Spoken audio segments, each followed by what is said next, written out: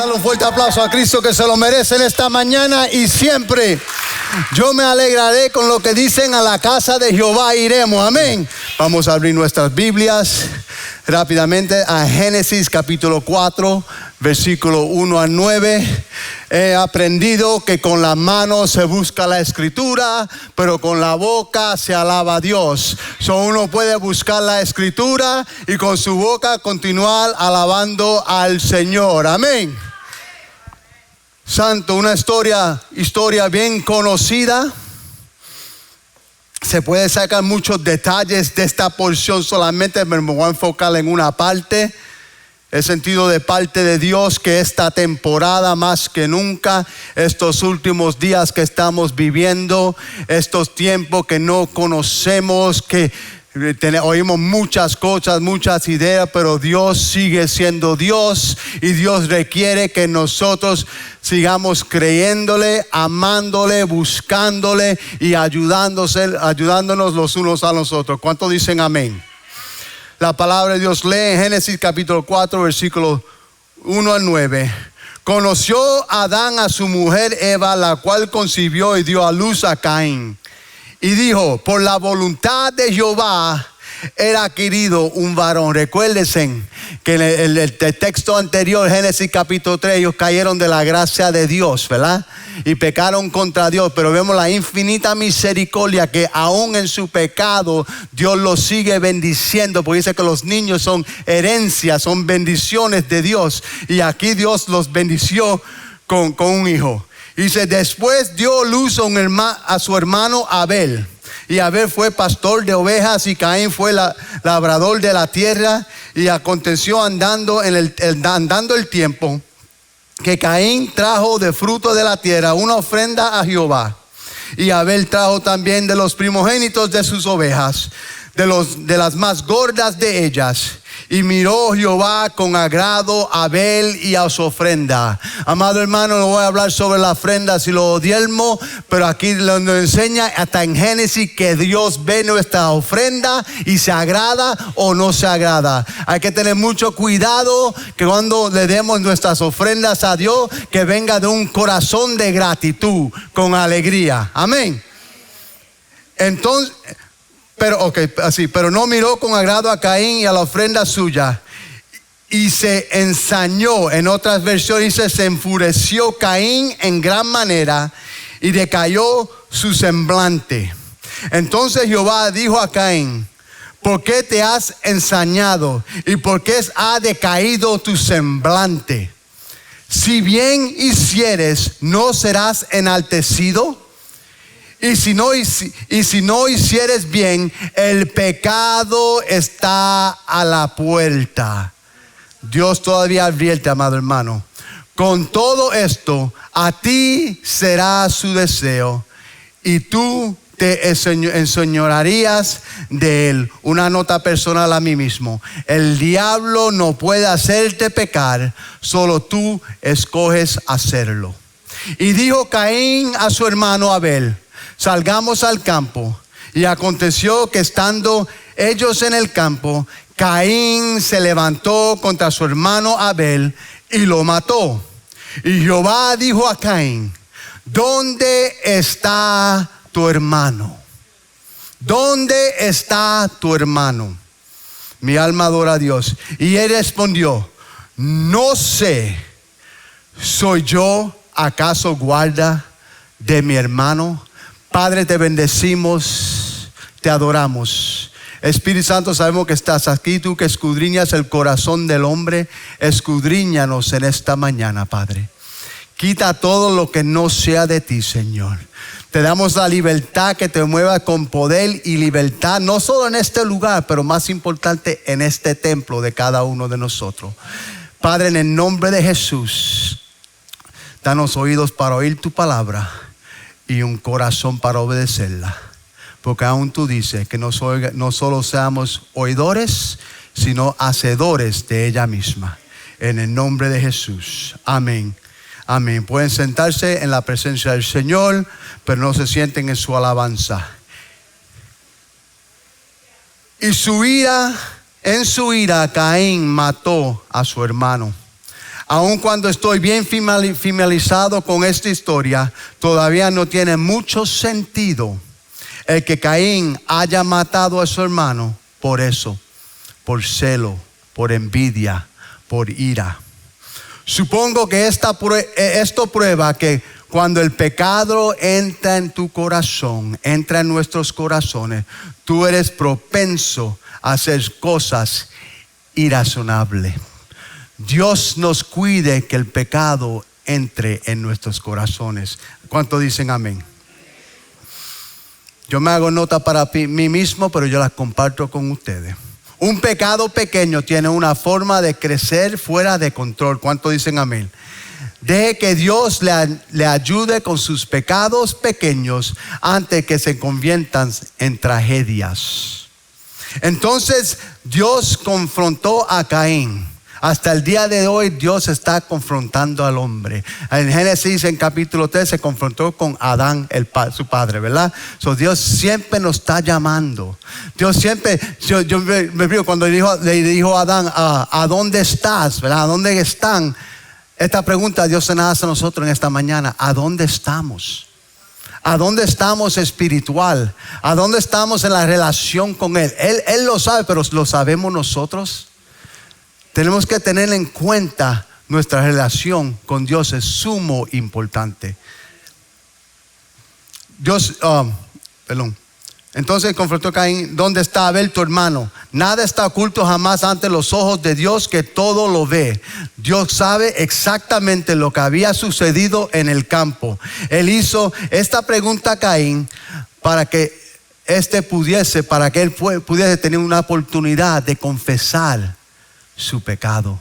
Dios es bueno. Aún Él sabiendo lo que pasó, lo que está pasando y lo que va a pasar, Él todavía nos da la oportunidad que podamos confesar nuestros pecados para estar en un buen estar con Él. ¿Cuánto dan gloria a Dios por eso? Amén. Recuerde que después que Adán y Eva pecaron contra Dios, en Génesis capítulo 3 versículo 9, mas Jehová Dios llamó al hombre y le dijo, ¿dónde estás tú? Dios sabía exactamente dónde estaba y qué había hecho. Él les estaba dando una vez más la oportunidad de arrepentirse. La confesión siempre es necesaria si esperamos el perdón de Dios. Hay que confesar para que Dios nos perdone. Amén. Primera de Juan capítulo 1 versículo 9 nos dice, si confesamos nuestros pecados, Él es fiel y justo para perdonar nuestros pecados y limpiarnos de toda maldad. ¿Cuántos dan gracias a Dios que nos ha hecho eso en nuestra vida y todavía lo sigue haciendo? Amén, diariamente mientras confesamos nuestros pecados. Esto nos lleva a la pregunta y al título de este mensaje de hoy. ¿Soy yo acaso guardia de mi hermano? Una pregunta que nos tenemos que preguntar personalmente. No una pregunta que le pregunto a la otra persona, ¿tú eres guardia de tu hermano? No, esto es personal, esto es para mí, esto es para nosotros. Perdón, yo siempre me pierdo. Dice, al decirle esto, Caín tenía un problema. No, dice Caín siguió contestándole a Dios con esta declaración sarcástica. ¿Soy yo acaso guardia de mi hermano? Al decir esto, Caín tenía un problema de la actitud. Recuerda, estaba, ¿cómo se dice? Enfurecido, estaba decaído. Son emociones malas que si no cuidamos esas emociones del enojo, de la envidia, nos puede llevar a un nivel muy feo, ¿verdad? Hay que tener mucho cuidado. Al decirle esto, Caín tiene un problema con la actitud. Caín estaba esencialmente diciendo que él no era responsable del bienestar de su hermano. La historia de la humanidad está marcada por esta actitud fundamental. La falta de la preocupación por el cuidado y el bienestar de los demás. Nos enfocamos en mí, en lo que yo necesito, en lo que yo quiera. Mientras yo estoy bien, allá todo el mundo tal y como quiera. Que Dios los bendiga. Dios te quiere usar a ti, me quiere usar a mí para bendecir a otros. Gloria sea el Señor. La palabra guardia significa guardián, vigilante, tener a su cargo. ¿Significa esto una pregunta? ¿Significa esto que tenemos que saber dónde está nuestro hermano? ¿Dónde están nuestros hermanos y qué están haciendo 24 horas al día, 7 días a la semana? No, es imposible, amado hermano. Pero deberíamos estar suficientemente comprometidos con las otras personas para darnos cuenta cuando algo parece estar fuera de lugar. Deberíamos preocuparnos lo suficiente como para intervenir si es necesario. Mírese a su lado, mírese. Faltan muchos hermanos que vienen regularmente. Faltan muchos hermanos que no han llegado desde la pandemia. Estamos orando por ellos. Estamos haciendo una llamada. Estamos procurando si hay necesidad en su hogar. Una oración, un abrazo. Tenemos que tener en cuenta, hermano, Dios sugiere eso de cada uno de nosotros.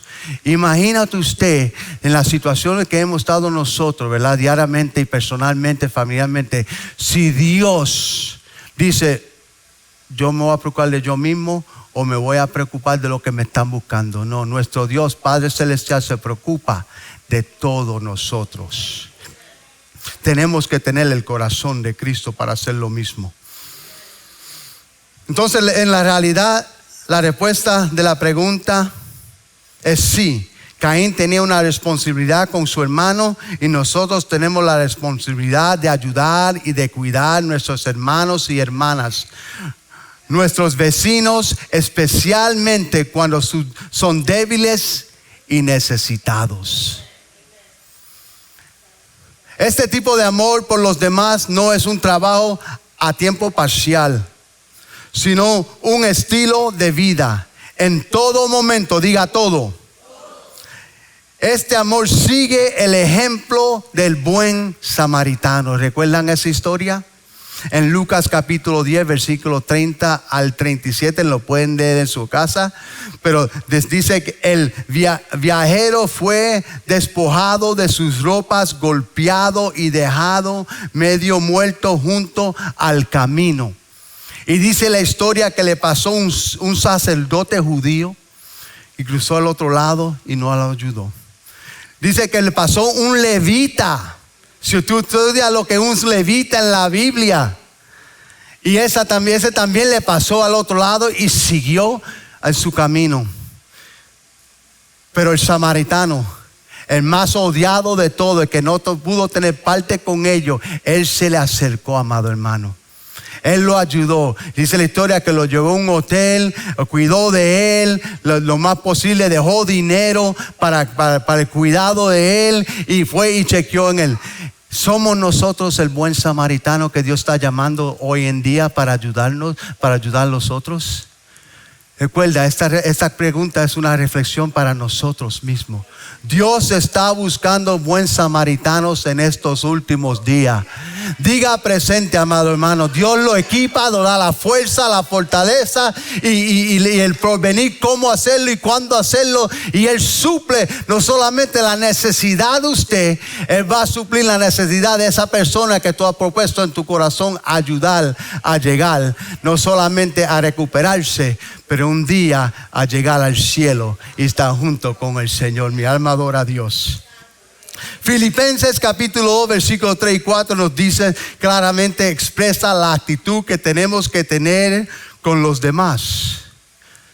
Dice, nada hagáis por contienda o por vanagloria, antes bien con humildad, estimando cada uno los demás como superiores a él mismo, no mirando cada uno por su propio, sino cada cual también por lo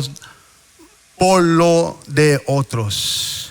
No mire solamente para que mire cómo yo puedo bendecir a alguien este día, el próximo día. Señor, dame una oportunidad de ser de bendición a una persona en necesidad, a una persona que no te conoce, amado hermano. Tú sabes que a veces y nuestro anhelo que ellos lleguen a conocer a Cristo Jesús como su Salvador y vivan una vida como nosotros, una vida perdonada, una vida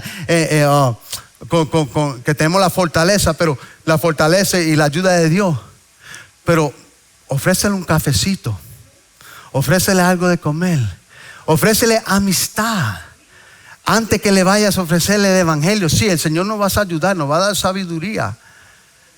Pero yo uso la oportunidad para tratar de encontrar una amistad con alguien y pedirle a Dios que me dé la oportunidad precisa, ¿right? Para darle el evangelio. Pero ¿cómo vamos a comernos un pescado sin cogerlo primero? ¿Verdad? Hay que coger el pescado, eso que son pescadores. Yo no digo que soy pescador, pero estoy aprendiendo. Pero yo no puedo planificar cómo me voy a comer el pescado, qué clase de pescado voy a coger este día, cuándo me lo voy a comer, cómo. Y paso horas y no cojo nada. ¿Verdad? Pero así hacemos muchas veces. Planificamos, sí es bueno planificar, pero también hay que ponerle piernitas a nuestra fe. También hay que ir afuera también y a buscar quién está en necesidad. No solamente Dios nos dice, oh mira, ve a fulano. No, cada vez que tú andas por esa calle, tú vas a ver a alguien en necesidad. Y el Señor te va a poner en tu corazón, por lo menos dile algo. Hay que ser obediente a la voz de Dios. Amén. Hay dos historias en la Biblia que en mi opinión illustrate si lo somos o no somos. La primera historia se encuentra en Juan capítulo 5, versículos 2 al 9. Dice, hay en Jerusalén cerca de la puerta de las ovejas un estanque llamado en hebreo Betesda, el cual tiene 5 pórticos. Betesda significa casa de la misericordia. En estos hace una multitud de enfermos, que son muchos, ¿verdad? Ciegos, cojos y paralíticos que esperaban el movimiento del agua. Porque un ángel descendía del templo en tiempo al estanque y agitaba el agua. Y el que primero descendía al estanque después del movimiento del agua quedaba sano de cualquier enfermedad que tuviese. Y había allí un hombre que hacía 38 años que estaba enfermo. 38 años que estaba enfermo. Y cuando Jesús lo vio acostado y supo que llevaba ya mucho tiempo así, le dijo, y yo quiero hacer un pause ahí, porque aquí hay dos cosas que yo quiero ilustrar en esta mañana. Dice que estaba 38 años con esta enfermedad. Dice que estaba ya en Bethsaida y cuando un ángel se movía y agitaba la agua se movía. El primero que se metía al agua recibía su sanidad. Yo no sé, la Biblia no me dice a mí cómo esa persona que enfermo de 38 años llegó a ese lugar. Yo me propongo y me pongo a pensar que alguien lo tuvo que llevar allá y dejarlo allá. Dejarlo ahí. Con la esperanza que él tenía por lo menos suficiente energía o movimiento que iba a poder lograr llegar cuando se mueva la agua. Y dice que había una multitud de enfermos. Y yo digo que pasaba el tiempo y el hombre sigue en su misma condición. Imagínate tú, mientras tú estás ahí postrado en esa, que se mueve el agua y tú te tratas de mover y alguien se te tira enfrente de ti. Es being selfish, es siendo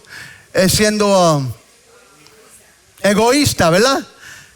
Y entonces yo me imagino que muchas veces nosotros como creyentes invitamos a alguien a la iglesia Y esa persona viene a la iglesia y nos contentamos, ¿verdad? Y damos gloria a Dios. Pero muchas veces lo dejamos así. Llegó a la iglesia, gracias por venir, te espero la semana que viene. Y no lo ayudamos, no lo llamamos. No le preguntamos cómo estaba tu día, necesitas algo durante la semana. Y yo me puedo imaginar que en esa posición ese hombre se le pasaban por la, incluso quizás a veces lo sacaban del medio porque estaba en el lugar cercano para recibir su bendición. Pero el egoísmo de las personas, o la ansiedad, o la necesidad, que yo también quería ser sano, ¿verdad? Lo empujaban al lado y se metían al agua. Pero cuánto dan gloria a Dios que Dios ve todo, lo injusto y lo justo. Dios lo ve y nos da una oportunidad para arrepentirnos y también nos da la fortaleza para seguir haciendo el bien, ¿verdad? Y entonces Jesús se le acercó, dice la Biblia, dice, y había allí un hombre que hacía 38 años que estaba enfermo. Cuando Jesús vio acostado, recordando siempre que el Señor ve todo, Él es omnisciente, omnipresente y todopoderoso y omnipotente. ¿Amén? Dice, cuando Jesús lo vio acostado, supo que llevaba mucho tiempo allí, le dijo, ¿quieres ser sano? ¿Qué pregunta más directa? Si Dios te pregunta en esta mañana, ¿quieres ser sano? Si Dios te pregunta, ¿quieres ser liberado? Si Dios te pregunta, ¿quieres ser empoderado bajo el poder del Espíritu Santo para hacer el bien, para la gloria y honra de tu nombre? ¿Qué será nuestra respuesta? Quizás decimos en el momento, si Dios me dice sí, yo voy a decir sí, yo lo quiero, ¿verdad? Pero este hombre, y esto me molesta un poquito. Yo pido a Dios que yo no sea esta persona cuando Dios me pregunte una pregunta directa. Dice, Señor, le respondió el enfermo. Él conocía el Señor. Él conocía que había milagros, porque si no, no estuviera en ese lugar tratando de recibir su sanidad. Estamos aquí porque sabemos que hay un Dios todopoderoso, un Dios que todo lo puede, ¿verdad? Y él dice, Señor, le respondió el enfermo, no tengo quien me meta en el estanque cuando se agita el agua. Y entre tanto que yo voy, otros descienden, entro antes que yo. Amado hermano, cuando Dios le pide, ¿quieres ser salvo? ¿Quieres ser sano? ¿Quieres ser liberado? No tenemos que darle explicación o excusas al Señor. Reconocemos que Él todo lo sabe. Simple dice, sí Señor, henme aquí. Necesito la sanidad, necesito el poder, necesito la liberación, necesito tu ayuda, necesito tu socorro, necesito tu apoyo. Sí Señor, sí Señor. ¿Y qué sucede? Jesús le dijo, levántate, toma tu lecho y anda. Y al instante aquel hombre fue sanado y tomó su lecho y anduvo. Y era día de reposo aquel día. Aún Jesús hizo sanidad, milagros y prodigios cuando supuestamente no estaba supuesto hacerlo. Pero Él es Dios, ¿y quién lo para? No hay un diablo en el infierno que pare nuestro Dios. Cuando Él quiere hacer algo, Él lo hace, amado hermano. Es interesante notar que este hombre había sido traído al estanque, pero sabía que nunca podría entrar al agua a tiempo. Si en realidad el agua era inhabitable. Momento, vamos a invitar, hermanos. Vamos a invitar lo que no conocemos. No solamente vamos a invitarlos, vamos a ayudarlos. Vamos a llegar a ayudarlos orando, hablando, que lleguen aquí al arrepentimiento para un día llegar al cielo. Amén. No paren, no lo deje a la puerta, no lo deje en su banca, no lo deje en el altar. Siga demostrando el amor de Dios. La segunda se encuentra en Lucas capítulo 5, versículos 17 al 20. Aconteció un día que Él estaba enseñando, ese siendo Jesús, y estaban sentados los fariseos y los doctores de la ley, los cuales habían venido de todas las aldeas de Galilea, y de Judea y Jerusalén. Y el poder del Señor estaba con él para sanar. Y sucedió que unos hombres que traían en un lecho a un hombre que estaba paralítico, procuraban llevarle adentro y ponerle delante de él. Imagínate eso, unos hombres, eran 4, levantando a este hombre con la esperanza. Yo imagino ese paralítico, estos hombres me están llevando a recibir mi sanidad, me están ayudando, me están apoyando. No solamente me están diciendo, mira que vete para allá que Jesús está por ahí y está predicando y está sanando. Y llegaron al nivel con la esperanza, y eso estaba todo lleno de gente. Los fariseos, los de la ley, ¿verdad? Y yo me imagino, ¿tú crees que uno cuando llega ese momento no puedo entrar, no hay asiento, no puedo ni ver a Jesús? Viene un decaimiento, como uno es fallado. Pero yo no me enfoco en eso, yo me enfoco en los que estaban ahí. Quizás con permiso, que no llega a Jesús, con permiso. Y la gente no se movía. Porque otra vez querían para mí, Paquito. Los fariseos, ¿right? Los hombres de la ley, gente que conocían a Jesús. Yo creo que había muchos creyentes ahí porque conocían a Jesús también. Ni uno se movió, ni uno hizo un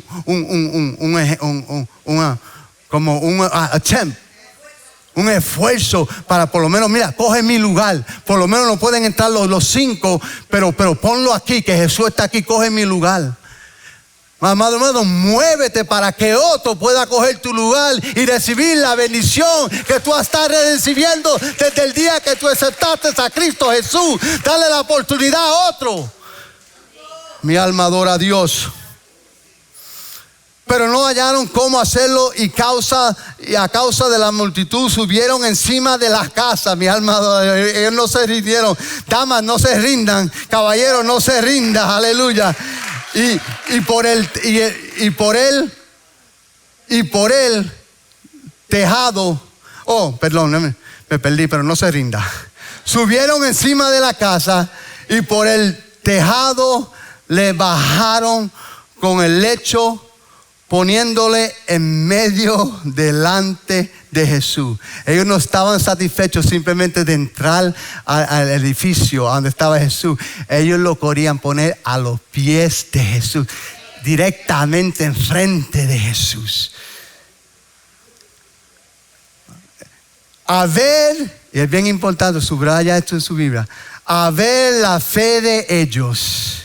Le dijo, hombres, la fe de ellos, hombre, tus pecados son perdonados. No la fe que está del paralítico. A él lo trajeron, él dijo, sí, por favor, tráeme, yo tengo esperanza que Cristo Jesús me va a sanar, yo lo creo. Pero Dios, viendo la fe de lo que se esforzaron a traer a ese hombre a los pies de Cristo, por la fe de ellos, Dios sanó a ese hombre. Amado hermano, si tú propones en tu corazón por fe a traer a alguien a los pies de Cristo, tú también serás bendecido. Por tu fe Dios te bendecirá.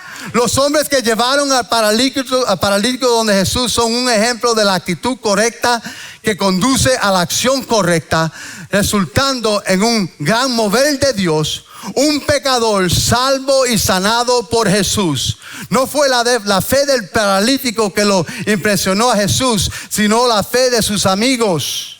Jesús respondió a su fe y sanó al hombre. Para bien o para mal, amado hermano, nuestra fe afecta a los demás. Busca oportunidad para traer a tus amigos a Cristo, al Cristo viviente. Creo que en el ejemplo de estos hombres debemos ver una imagen de cómo los creyentes se deben sentir responsables por su hermano. Necesitamos una actitud de cueste lo que cueste, diga lo que diga, tenga que hacer lo que tenga que hacer. Yo voy a traer a alguien a los pies de Jesús, porque eso es lo que Jesús requiere de mí, porque yo estoy aquí, porque una persona me trajo al conocimiento y a los pies de Jesús.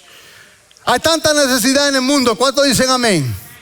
Es posible que no podamos satisfacer todas sus necesidades, pero Dios sabe lo que eres capaz de hacer y lo que no puedes hacer. Dios lo sabe. Pero no hacer nada no es aceptable delante del Dios viviente. Helen Keller, una autora estudiante sorda y ciega, se llama Helen Keller, defensora de los derechos de las personas con discapacidad, activa, política y conferencista, dijo: solo podemos hacer tan poco, juntos podemos hacer mucho más. Matthew Henry, un gran teólogo, dijo: cuando una persona no se preocupa por los asuntos de los demás y no se preocupa cuando tiene la oportunidad de evitar que se haga daño, especialmente en su alma, esa persona en efecto habla el idioma de Caín. Iglesia, hermanos y hermanas en Cristo, nosotros tenemos una responsabilidad los unos con los otros. La palabra de Dios nos enseña, tenemos que amarnos los unos a los otros como ordenó Jesús en Juan. Si por favor lo pueden poner ahí arriba, son muchos versículos que lo pueden leer en su casa. Tenemos como ordenó Jesús, como lo enseñó Pablo, como lo instruyó Pedro, como lo enfatizó Juan. Esos versículos se encuentran, y si no lo tienen arriba, en Juan capítulo 13, 34 al 35, Romanos capítulo 13 al 8, Primera de Pedro capítulo 1 y 2, y Primera de Juan capítulo 3, 11 y 23. Y cuando digo como lo enfatizó Juan, dice en el versículo 12: no como Caín, que era del maligno y mató a su hermano, y por causa le mató, porque sus obras eran malas y las de sus hermanos eran justas. Debemos de demostrar y esperar y expresar nuestro amor el uno por el otro. Debemos recibirnos unos a otros. Debemos edificar unos a otros. Debemos servir unos a otros. Eso está todo en la Biblia. Debemos llevar las cargas unos de otros. No, esta no dice llévase uno al otro, mi carga te la doy a ti. No, debemos llevar nuestras cargas los unos a los otros. Tu carga es mi carga, tu victoria es mi victoria, tu dolor es mi dolor. El libro de Eclesiastés nos dice: hay tiempo para todo, hay tiempo para reír, para llorar, pero amado hermano, vamos a llorar con lo que llora, reírnos con los reír, gozarnos con lo que gozan. Vamos a hacerlo, es bien importante. Debemos someternos unos a otros, debemos perdonarnos unos a otros, debemos exhortar unos a otros, debemos considerarnos unos a otros, debemos ser hospitalarios unos a otros.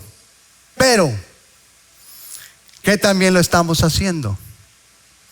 Tenemos que reflexionar. Por eso hemos invitado al Espíritu Santo en español que nos escudriñe. No es para castigarnos, para reprendernos, sino para que nos ayude para ser mejores cristianos, ser mejores seguidores, discípulos de Cristo, con acción. Es para estimular nuestros pensamientos y ayudarnos a reexaminar cuán bien estamos cumpliendo con nuestras obligaciones los unos a otros. Entonces consideras estas siguientes preguntas. Cuando uno se convierte en un hermano o una hermana en Cristo, ¿lo recibimos en la familia de Dios o los ignoramos? Si ni siquiera los saludamos o nos presentamos, podemos estar seguros de que estamos fallando como guardiantes de nuestros hermanos. ¿Lo hemos edificado o lo hemos puesto piedra de tropiezo en su camino? En Romanos capítulo 14, versículo 19 nos dice: así que Sigamos lo que contribuye a la paz y a la mutua edificación. Como individuos somos bodybuilders, que yo creo que dice fisiculturistas. Somos bodybuilders, fisiculturistas, animando los miembros del cuerpo. Todos somos un miembro del cuerpo. O somos como un cáncer que debilita los miembros del cuerpo de Cristo. A través de nuestro propio ejemplo, a través de nuestras palabras, actitudes. Se ha dicho de Filemón que refrescó los corazones de los hermanos. Filemón refrescó los corazones de los hermanos. En Filemón capítulo 1 versículo 7 dice: pues tenemos gran gozo y consolación en tu amor, porque por ti, oh hermano, ha sido confortados los corazones de los santos. Y la gente dice lo mismo de mí, dice lo mismo de ti, como dijeron de Filemón. Lo pueden decir si hacemos como Filemón hizo, si hacemos como el ejemplo que Cristo hizo aquí en la tierra.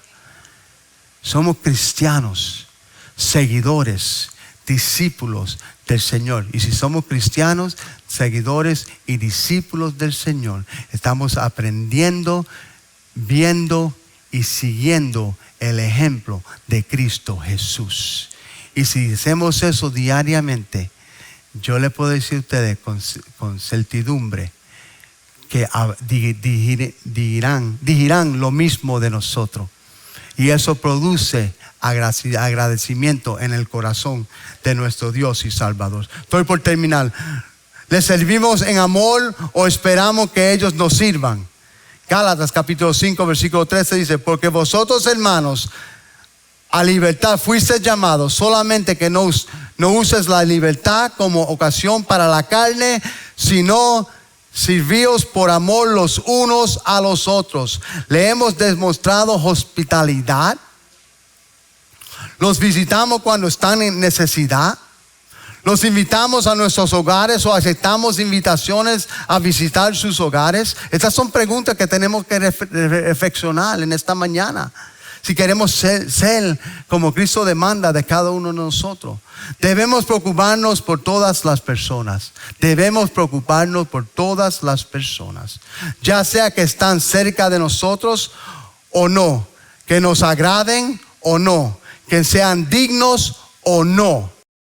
Dios tiene compasión y muestra preocupación por todos. ¿Cuántos dicen amén si eso es verdad? Así que pregunto otra vez: ¿soy yo acaso guardia de mi hermano?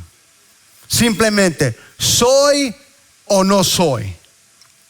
Si vamos a impactar al mundo, si vamos a predicar el evangelio y a ser discípulos, entonces tenemos que tomar esta frase en serio.